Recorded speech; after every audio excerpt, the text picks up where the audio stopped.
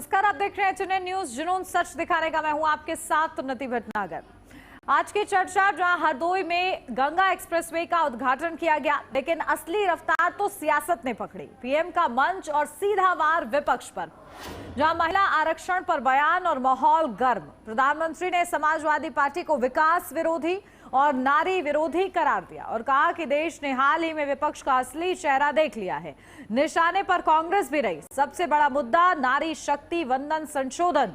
PM का आरोप, अगर ये बिल पास हो जाता तो 2029 से ही महिलाओं को लोकसभा और विधानसभा में आरक्षण मिलता।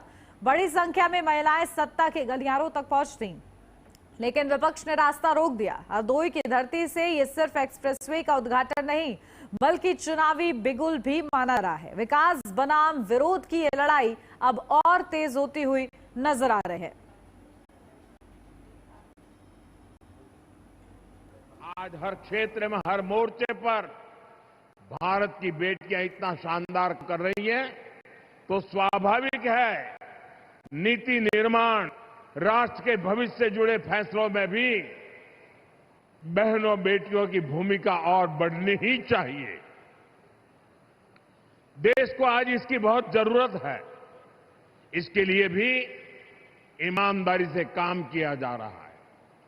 देश की नई संसद बनाने के पीछे भी बहनों की भागीदारी का विचार एक बड़ा कारण था। नई संसद बनी तो पहला काम हमने महिलाओं को 33% आरक्षण देने का ही किया। 40 साल से बहनों का ये अधिकार अटका और लटका हुआ था।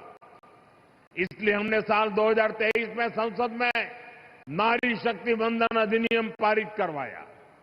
साथियों, कानून बनने के बाद उसे लागू किया जाना जरूरी होता है। अब ये जरूरी है ये कानून जल्द से जल्द लागू हो। इसलिए पिछले दिनों संसद में इसको लेकर चर्चा रखी। संविधान में संशोधन के लिए हम कानून लाए थे। ये संशोधन ऐसा था जिसके बाद ज्यादा संख्या में विधानसभा और संसद में पहुंच पाती। लेकिन साथियों, कांग्रेस, समाजवादी पार्टी, टीएमसी और डीएमके जैसी पार्टियों ने एक बार फिर देश की महिलाओं को धोखा दिया। ऐसे दलों ने 40 साल से महिला आरक्षण पर ब्रेक लगाया हुआ था। अब समाजवादी पार्टी ने फिर से इसे लाल झंडी दिखा दी है। साथियों, असली बात यह है कि ये सारे परिवारवादी और तुष्टीकरण में डूबे दल नारी शक्ति से डरे हुए हैं। आज और चलिए चर्चा की शुरुआत करते हैं। खास मेहमान हमारे साथ सीधा आपको रूबरू कराती हूँ। हमारे साथ रुपेंद्र कुमार दुबे, नेता बीजेपी से जुड़ गए। रुपेंद्र कुमार दुबे, बहुत स्वागत है आपका। अशोक तिवारी, प्रवक्ता समाजवादी पार्टी से हमारे साथ जुड़ गए। अशोक तिवारी जी, आपका भी बहुत स्वागत है। संदीप मिश्रा, राजनीतिक विश्लेषक, हमारे साथ जुड़ गए हैं। संदीप जी, आपका भी बहुत स्वागत है। शुरुआत आपके साथ करूंगी अशोक तिवारी जी, क्योंकि जिस तरीके से सपा को नारी विरोधी और विकास विरोधी कहा जा रहा है, इसके पीछे सीधा सीधा आप लोगों ने देखा महिला आरक्षण को लेकर, संशोधन को लेकर जो बयानबाजी हुई, और साथ ही साथ विकास विरोधी कहा गया है क्योंकि जो काम अब किए जा रहे हैं वो पूर्ववर्ती सरकारों में नहीं सोचे गए। क्या जवाब आपका?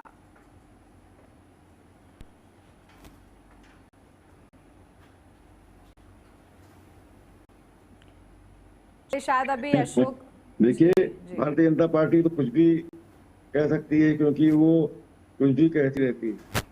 आज उसने आज भाजपा ने जो भी वादे किए हैं उन वादों को पूरा नहीं कर पाई। सबसे बड़ा आरोप उस पर ही है और जनता भी बखूबी समझ चुकी है। 2024 से ही देख रही है इस चीज को कि जो वादे किए नहीं पूरे किए। आज महिलाओं की क्या स्थिति है। जहाँ हरदोई की बात आप कर रही हैं, हरदोई में ही किसान समाज की बेटी का क्या हश्र हुआ है, कितना घृणित कार्य हुआ है। आज बेटियों की क्या दुर्दशा है, गाजीपुर में क्या हुआ है। आज आप देखती जाएंगी तो जो है आपको मिलेगा कि फतेहपुर में क्या हुआ है, प्रतापगढ़ में क्या हुआ है।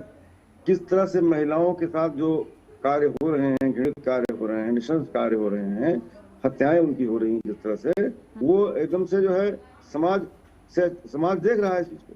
कोई आपको देख रहा है? आज इनके शासनकाल में, योगी जी के शासनकाल में क्या हो रहा है? आज क्या स्थिति हो गई महिलाओं की? महिलाएं श्रम के लिए आंदोलन करने को विवश हैं। श्रम का उनको पैसा नहीं मिलता है ठीक से। जरूरत इस बात की है, जो जिस अधिनियम की बात करते हैं मोदी जी, वो अधिनियम तो कानून बन चुका है। खुद उन्होंने कहा कानून बन चुका है। क्या दिक्कत है?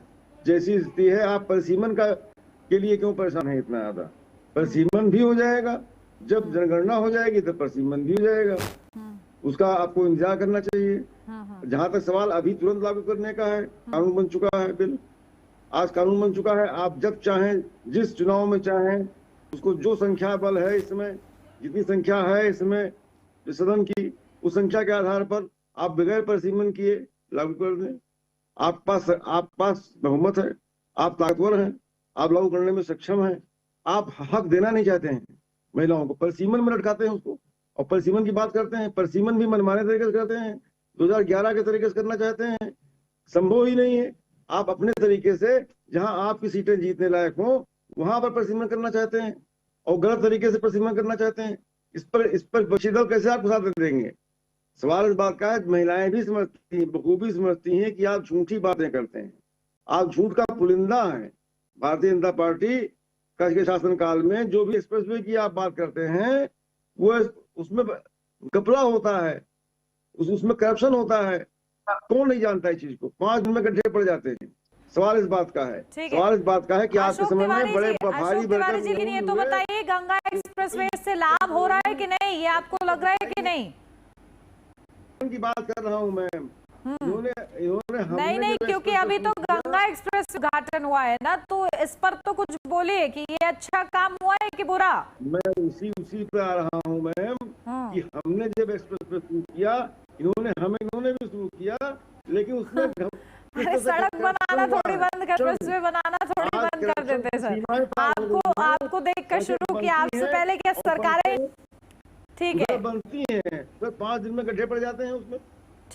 ठीक है, रुपेंद्र कुमार दुबे जी आपके पास आ रही हूँ, क्योंकि देखिए अब बीजेपी की कथनी और करनी में फर्क विपक्ष बताता है। महिला विरोधी चेहरा वो आपका भी बता रहे हैं कि आप लोग की नियत नहीं, लेकिन आप लोगों ने जल्दबाजी में चुनावी लाभ लेने के चलते ये सब किया। और विकास विरोधी आप लोग उनको क्यों कह रहे हैं, इसका आधार बताइए। हमारे 140 करोड़ जनता को जय श्री राम, भारत माता की जय। देखिए भटनागर जी, विपक्ष का काम ही होता है आरोप लगाना, उसमें कोई कहने वाली बात नहीं। विपक्ष कभी हाँ में हाँ नहीं मिलाएगा। अगर हमारे तिवारी जी ये बोल देते, भारतीय जनता पार्टी ने कल गंगा एक्सप्रेस का निर्माण किया, उद्घाटन किया, तो बड़ी खुशी होती। उसमें जो है सपा, बसपा, कांग्रेस, बीजेपी, दलित, पिछड़ा, वंचित, रेडी वाला, पटरी वाला, सभी को लाभ मिलता। ऐसी बात नहीं है। हम ये नहीं बोलेंगे कि यहाँ का अखिलेश जी ने कोई काम नहीं किया था। अखिलेश जी ने 2 काम जरूर किए थे, 2 एक्सप्रेस पे बनवाए थे, हम उससे डिनाई नहीं करेंगे ना पीछे हटेंगे। लेकिन जिस रफ्तार में काम करना चाहिए वो भटनागर जी नहीं हुआ था। वो बीजेपी की सरकार और भारतीय जनता पार्टी की सरकार के क्षेत्र में हुआ था, जब 5 से 7 एक्सप्रेसवे का निर्माण हुआ था उत्तर प्रदेश में। रही दलित और पीडीए की बात करने वाले, मैं आपको बता देना चाहता हूं, लोकसभा क्षेत्र में जब लोकसभा का इलेक्शन हुआ था, देश के प्रधानमंत्री माननीय नरेंद्र मोदी जी के नेतृत्व में, तो 18 से ज्यादा सीट दिया था अनुसूचित जनजाति को, जो एमपी से थे, कुछ उत्तर प्रदेश से थे, कुछ अपने बिहार से थे।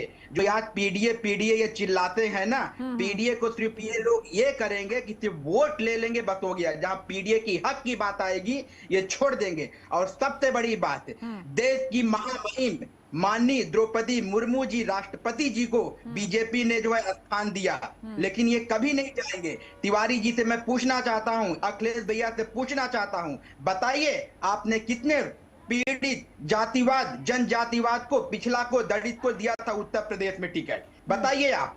हम तो बता रहे हैं 18 से ज्यादा अनुसूचित जनजाति को टिकट दिए थे। उसमें हमारी बहनें थी, माताएं थी, लेडीज थी।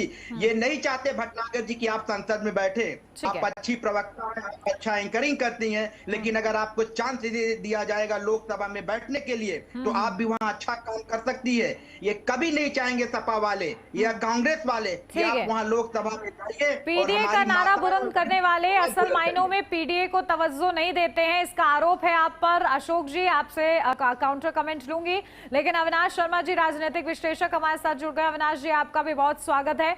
आपके पास आ रही हूं क्योंकि जिस तरीके से विकास का जिक्र किया जा रहा है, गंगा एक्सप्रेसवे का उद्घाटन, क्योंकि जिस तरीके से हम लोगों ने देखा 2017 के बाद से कनेक्टिविटी पर खासा जोर दिया गया है, उससे क्या लाभ उत्तर प्रदेश की जनता को, और नारी विरोधी चेहरा आपको किसका लगता है?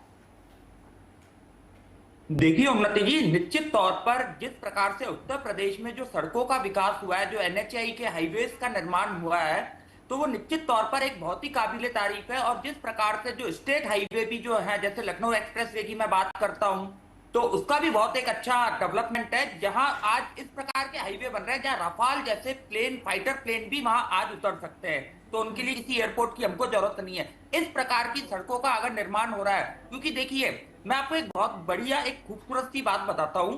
अमेरिका के एक राष्ट्रपति हुआ करते थे, जॉन कैनेडी।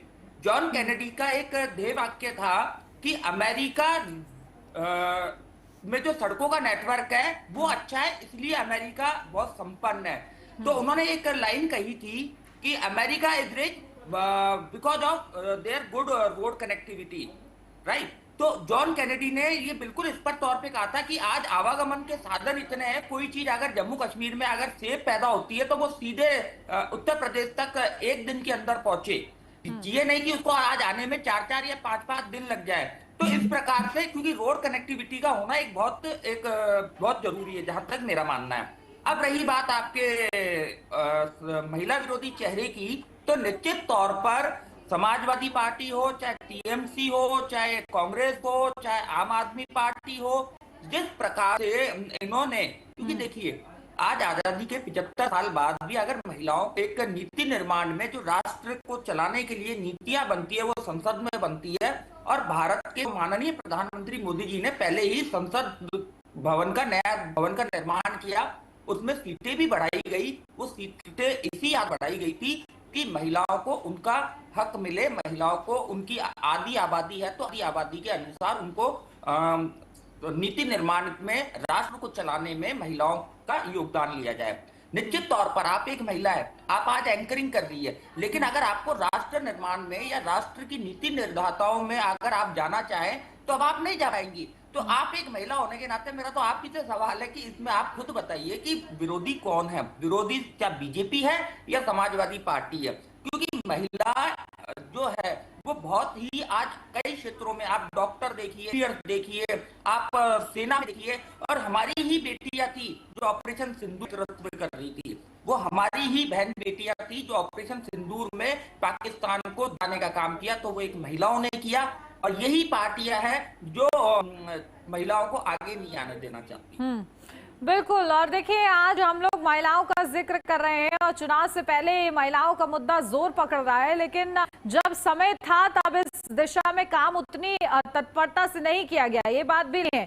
ठीक है, अशोक तिवारी जी आपके पास आ रहे हो सीधा, क्योंकि वो ये कह रहे हैं कि पीडीए का आप लोग नारा बुलंद, लेकिन पीडीए को तवज्जो ही नहीं देते।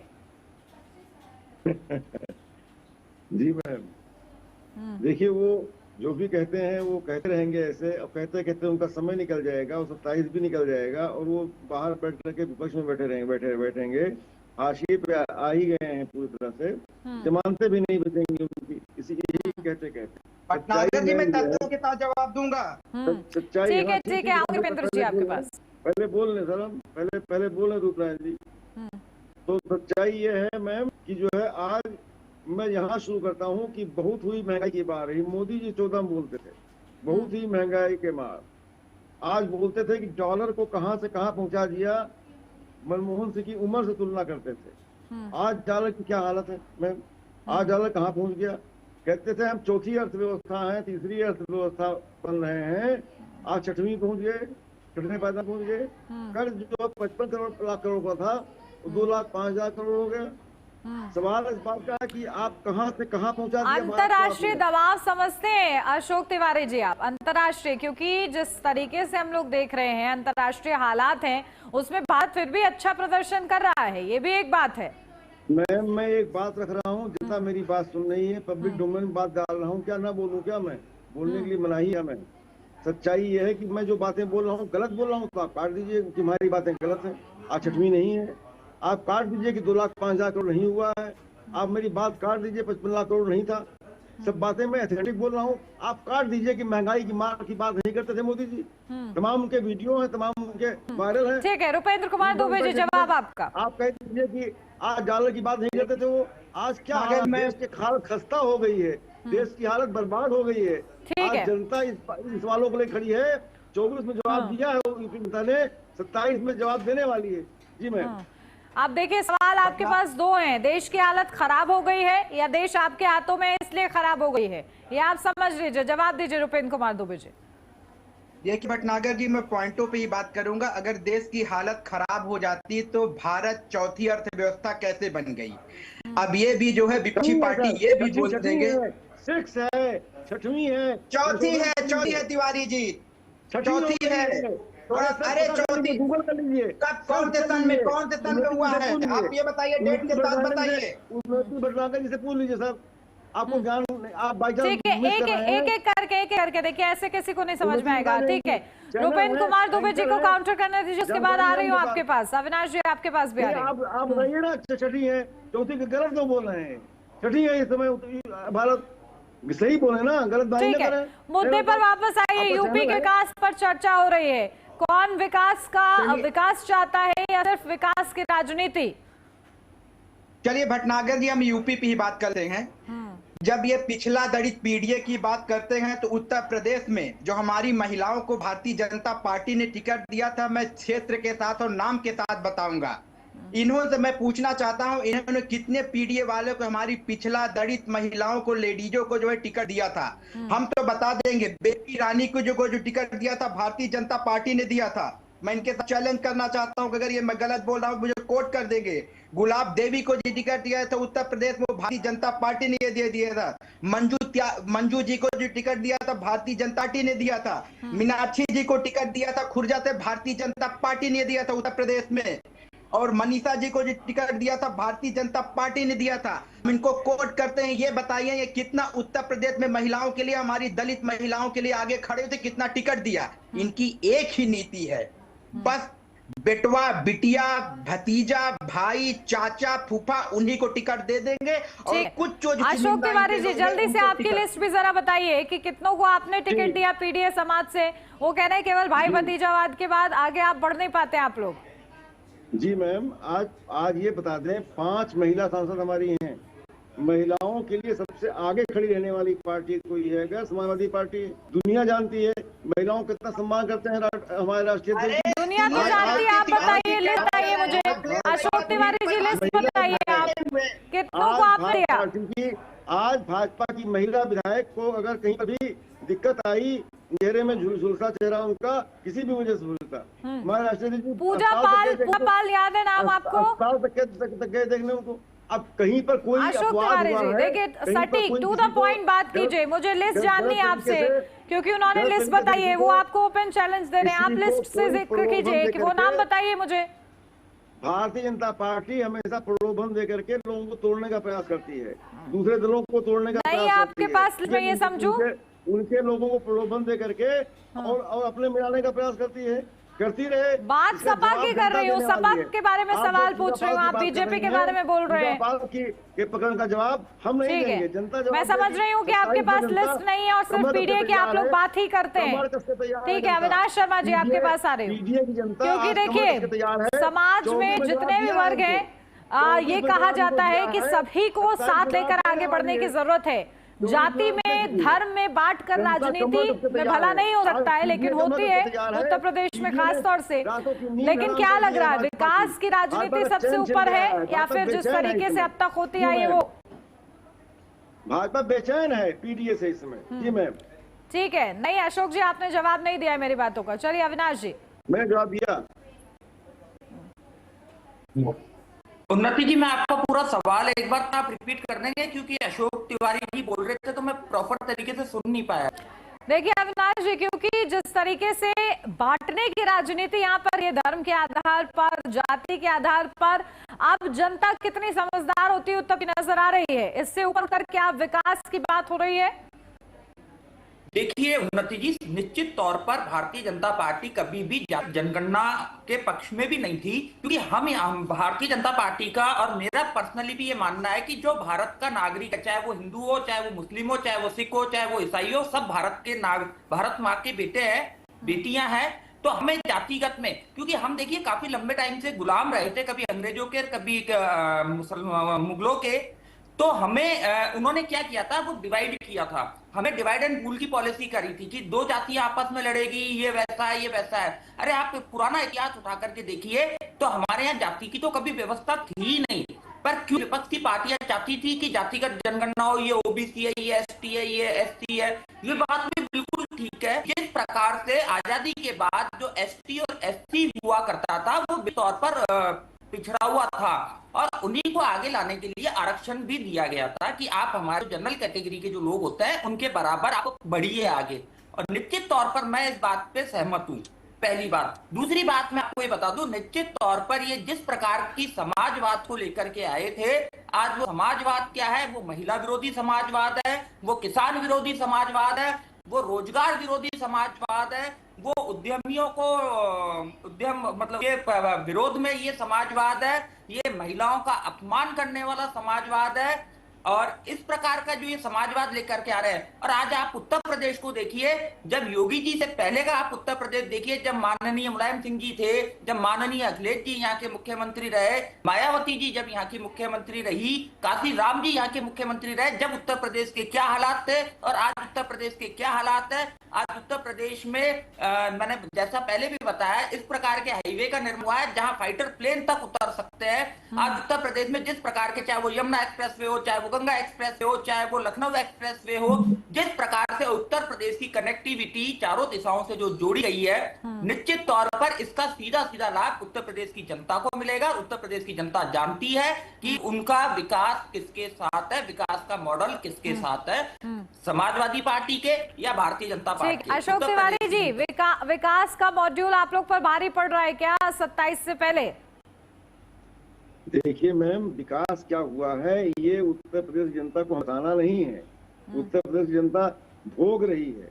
आज नहीं, गंगा एक्सप्रेसवे पर अशोक तिवारी जी, गंगा एक्सप्रेसवे पर आपने, मैं ओपनिंग रिमार्क से आपसे पूछ रही हूँ, कुछ नहीं बोला आपने। जो भी एक्सप्रेसवे बनाए हैं, सभी के सभी भ्रष्टाचार के भेंट चढ़ चुके हैं। मैंने पहले कहा 5 दिन में गड्ढे पर जाते हैं, इनका कोई अस्तर अगर आपके पास भ्रष्टाचार का कोई सबूत है, आप दिखाइए। भ्रष्टाचार का कोई सबूत है, बताइए ना सर, बताइए। आप नेशनल चैनल पे बोल करके आरोप लगाना, आप सबूत बताइए ना, आप सीधा सीधा आरोप लगा रहे हैं। अरे आप सबूत बताइए ना, क्या सबूत है? ना करिए, बताइए ना बातें आपकी बातें। अशोक जी आप बड़े भाई है, बताइए सबूत क्या प्रूफ है? अविनाश जी, आपको पहले भी प्लीज आप प्रूफ दी। उन्नति जी इन्होंने भ्रष्टाचार का आरोप लगाया, किस पे है और क्या सबूत है? अविनाश जी ठीक है, आ रही रुपए जी आपके पास, आ रही। मैं कहीं जा रहा हूँ क्या? अशोक तिवारी जी, मैं आपसे सीधा सीधा सवाल कर रही हूँ, गंगा एक्सप्रेसवे से आपको लग रहा है कि लाभ मिलेगा उत्तर प्रदेश की जनता को, हाँ या नहीं? सिर्फ इसमें जवाब दीजिए। देखिए, पब्लिक हाँ का या पैसा नहीं, होता है। हाँ या नहीं अशोक तिवारी जी? आप सुने ना, आप मेरी बात सुने। सर ओपनिंग रिमार्क से सुन ही रही हूँ, आप जवाब ही नहीं दे रहे हैं। पैसा है पब्लिक का टैक्स का जो पैसा होता है, उसका दुरुपयोग करती है भाजपा। जो सड़कें बनाती है 5 दिन में टूटी हैं, इसका प्रमाण है, सारे मीडिया चैनलों ने दिखाया है। कहाँ है वो प्रमाण? कहाँ है वो प्रमाण? अरे आप और बताइए अभी ना। गंगा एक्सप्रेसवेे के बारे में जो पूछ रही हूँ, हाँ ना में आप जवाब नहीं दे रहे हैं, मुझे गोल बातें कर रहे हैं। ठीक है, रुपेंद्र कुमार दुबे जी, प्रूफ दिखाइए ना, किस पे आरोप लगा रहे हैं आप जी। और दूसरी बात बताऊं मैं आपको, पब्लिक डोमेन बात जा रही है, जो विशेषज्ञ हैं आपके, ये चाटुकारिता करते हैं। चाटुकारिता करने का मतलब वो जनता के ठीक है, कोई ना दूर का दिलवाने। ठीक है, रुपेंद्र कुमार दुबे जी आपके पास आ रही हूँ सीधा, क्योंकि देखिए काम हो रहे हैं, लेकिन ऐसा नहीं है कि काम पहले नहीं हुए, यही विपक्ष रखता है।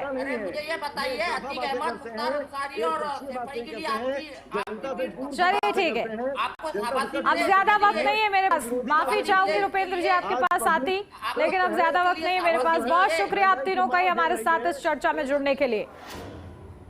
और इसी के साथ इस चर्चा मेरे साथ बस इतना ही। खबरों का सिलसिला आगे भी जारी रहेगा। आप देखते रहिए एचएनएन न्यूज़, जुनून सच दिखाने का।